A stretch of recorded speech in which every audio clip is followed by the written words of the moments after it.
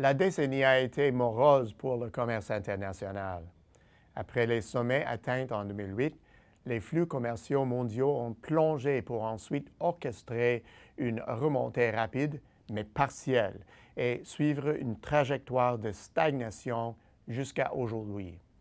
L'intensité de l'activité commerciale est singulièrement inhabituelle et beaucoup se sont résignés à considérer la situation actuelle comme permanente. En somme, la nouvelle normalité. Le débat sur l'avenir du commerce a atteint un paroxysme et provoqué une réaction acrimonieuse de la part du public.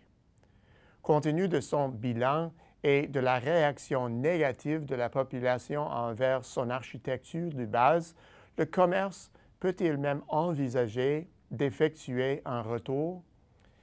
La déception généralisée envers la performance du commerce est compréhensible.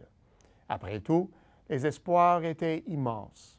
On croyait que dans un monde où la population est statique, voire en déclin, le rayonnement du commerce, grâce à la mondialisation des chaînes d'approvisionnement, profiterait à une foule de nouveaux consommateurs et augmenterait la productivité.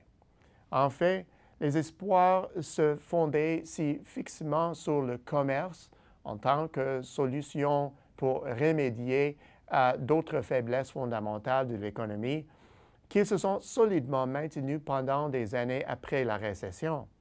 Ce n'est que très récemment que la mondialisation a suscité le mécontentement de l'électeur moyen à bout de patience. Les détracteurs ont-ils raison? Avons-nous eu tort de miser autant sur le commerce et de surestimer ce qu'il peut accomplir? Avons-nous eu tort de penser que les réussites du dernier cycle pouvaient ouvrir la voie à des siècles d'activités économiques cachées qui prendraient énormément de temps à se réaliser? Les progrès accomplis n'étaient peut-être qu'une illusion. S'ils étaient réels, ils portaient une date de péremption nettement plus courte qu'on ne le pensait. Quoi qu'il en soit, ces doutes ont exercé un attrait indéniable auprès de l'essai pour compte du présent cycle.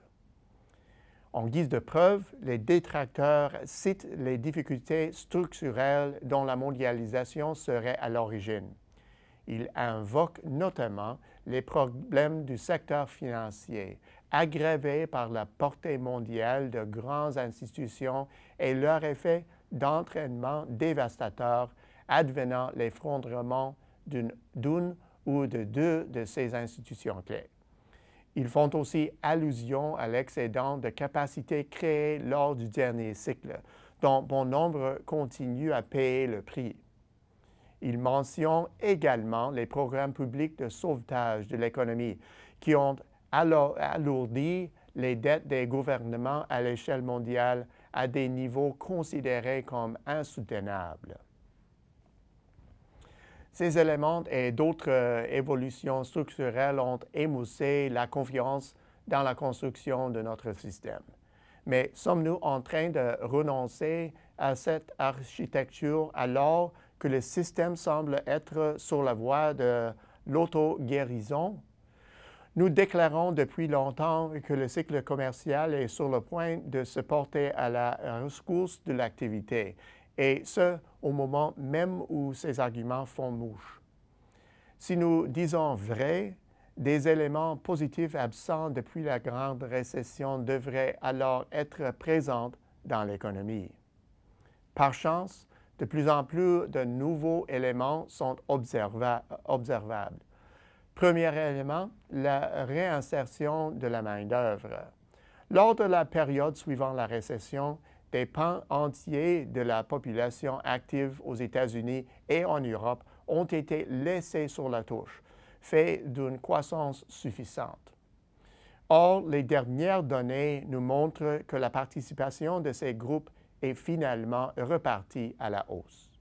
Deuxième élément, on assiste dans le monde occidental à un regain de la confiance, d'une manière jugée improbable il y a tout juste un an ou deux.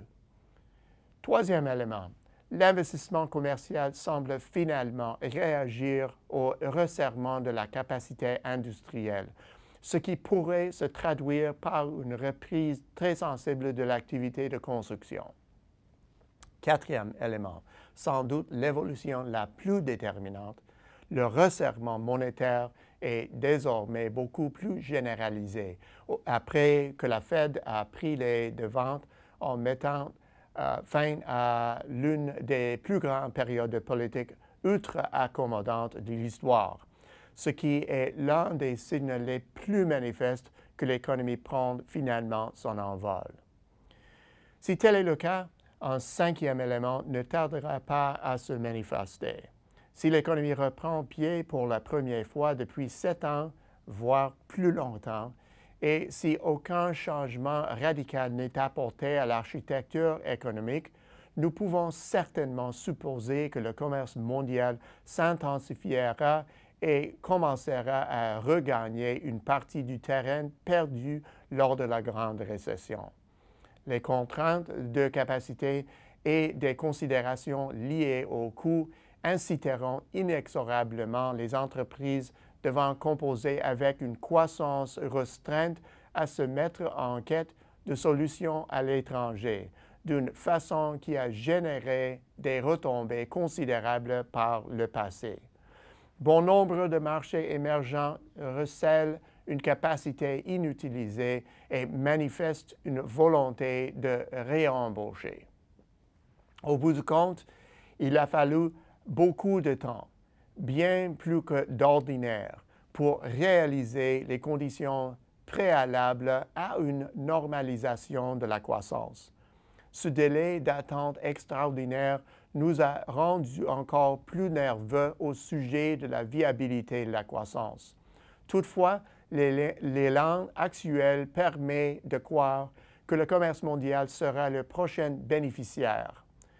Mieux vaut donc s'y préparer. À la semaine prochaine, c'est Peter Hall.